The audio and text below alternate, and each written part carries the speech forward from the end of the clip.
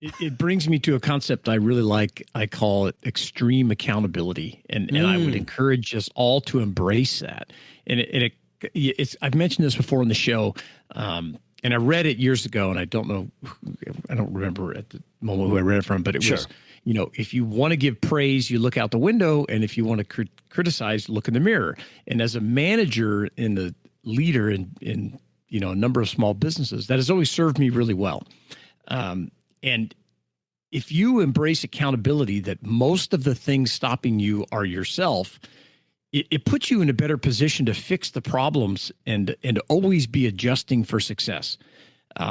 Because there's no one else to point the finger at, and sure, you're going to have situations. Oh, there are things. I mean, yes. The pandemic was not our fault, right? It did impact my businesses.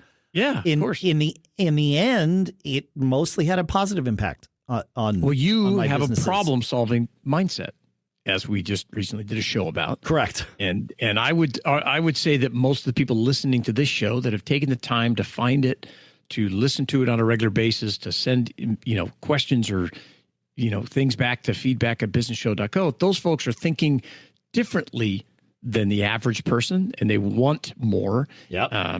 So I think that embracing, be accountable for just everything, even if it is really beyond your control. You can say, "Oh well, maybe I could have reacted better. Sure, and this is how I would do this." And you just train yourself. It's not being. I want to clarify. It's not coming down on yourself that everything is your fault. No, but it's your responsibility. Yes.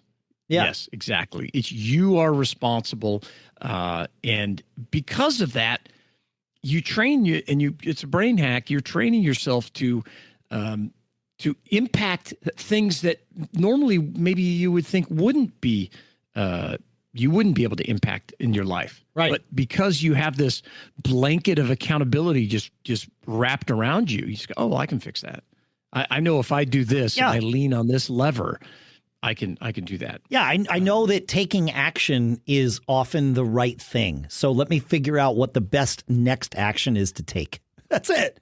And and just plow forward, figure it out. Yeah. Yeah, but you're right. Taking the reins, or maybe better said, knowing that you already have the reins in your hand is the way to approach it. It's like, I didn't cause the pandemic, but I mean, I'm still driving the bus here. So what am I going to do? Not going to stop driving. So, I agree. Yeah. And one of the things as I was researching this fear as a compass concept, as I came across a TED Talk by Tim Ferriss, the 4-Hour Workweek guy, and he's battled lots of depression and different stuff. And his concept is he creates a fear list. I'm a list guy, like we talk about the success list, and he the way he frames it is he creates a fear list to define your fears, and what that does is allows you to learn about the cost of inaction.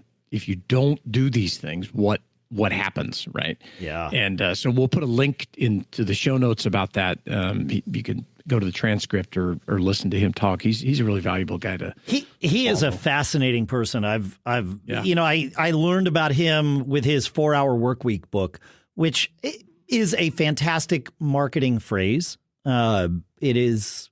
And it is. Even though it wasn't quite that, it's not quite that, but it's a way to. What it highlighted for me reading that book was the idea of creating systems to make sure things get done.